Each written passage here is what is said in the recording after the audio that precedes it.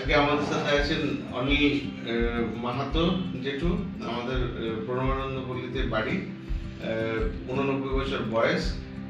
ওনার প্রচণ্ড ব্যথা হয়েছিল কোমরে, যেটাতে উনি প্রায় নড়াচড়া করতে পারছিলেন না, ওঠা বসা করতে পারছিলেন না।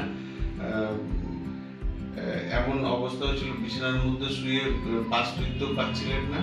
কি কি অসুবিধাগুলো প্রথম দিন হয়েছিল? মানে কোমরটা খুলতে পারছিলাম না, নিচু হতে পারছিলাম না, কোনো জিনিসটা তুলতেও পারছিলাম না, আর পাশ ফিরে শোয়া খুব কষ্ট হচ্ছিল।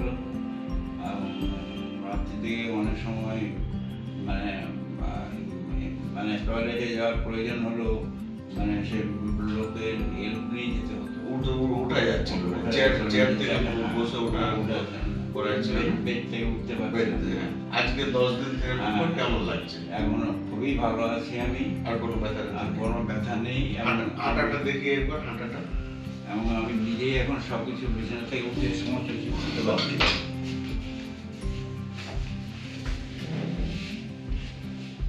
হ্যাঁ, আসুন এবার এখানে হাতটা দিয়ে একবার সামনের দিকে ঝুঁকুন তো, সামনে ওই দিকে মুখটা করে সামনের দিকে ঝুঁকুন। সামনের দিকে ঝোঁকাটা যেটা আপনি বললেন যে অসুবিধা হচ্ছিল, কতটা মানে এর বেশি পাচ্ছিলাম না। হ্যাঁ, এখন কতটা পাচ্ছেন দেখি? এখন এই কোনো অসুবিধা কিছু নেই? না, কোনো অসুবিধা নেই।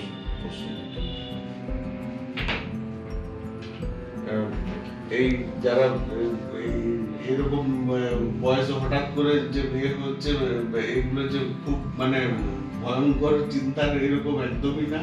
কয়েকদিনের থেরাপিতে সবাই ঠিক হয়ে যাবে। আমিও আমার এই বয়সে এইভাবে সুস্থ হতে পারবো ভাবিনি।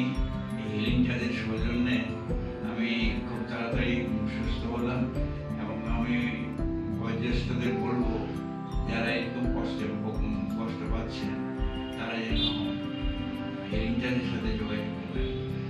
দুশ্চিন্তা না করেন, এগুলো কোনো ব্যাপারই না, আরামসে তারা ঠিক হয়ে যাবেন। আর আপনার অনুমতি নিলাম তাদের সাথে আপনার মূল্যবান বক্তব্যটা শেয়ার করে।